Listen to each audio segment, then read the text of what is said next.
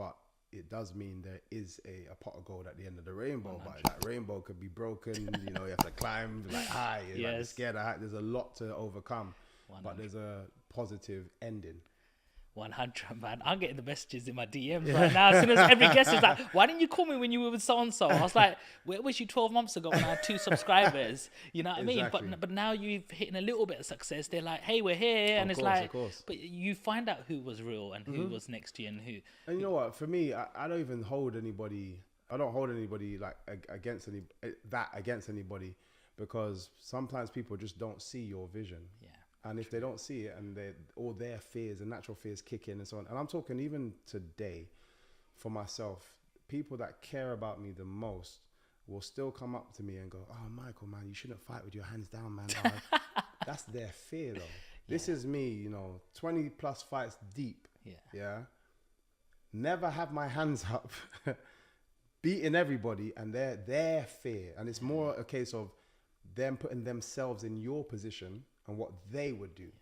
And because they care about you, this is what I would have done to protect myself, so you should do it. Yeah. But that's your fear passed on to me. Yes. But if you're actually looking at it properly, and if you actually had the lens at the time, you would see that, no, this is actually better for him. But not everybody will see it at the time. Well, being that we're talking about your style right now, your style is very different. And I've got friends who have MMA fighters and they have striking coach, grappling coach, a physio.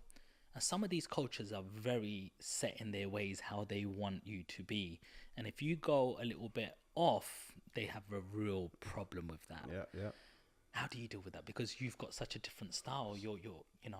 I was fortunate. So my style does come from somewhere. It's like I said, it's the Laogai Kung Fu traditionally, but there's a sport called freestyle kickboxing, very similar to Taekwondo.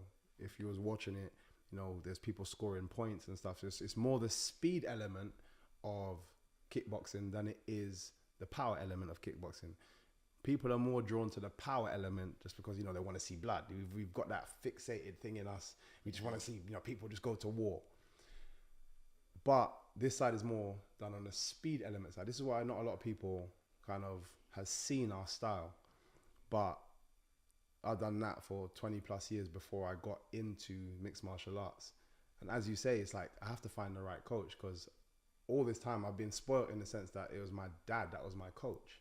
Okay. So it's like, okay, I need to find someone I can connect with in that kind of way, and is okay with me still utilizing my style, because I would never have been able to do it any other way. It had to have been my way.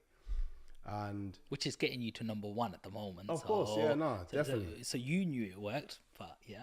It's funny you say that. I didn't, but I'll get back to that. Okay.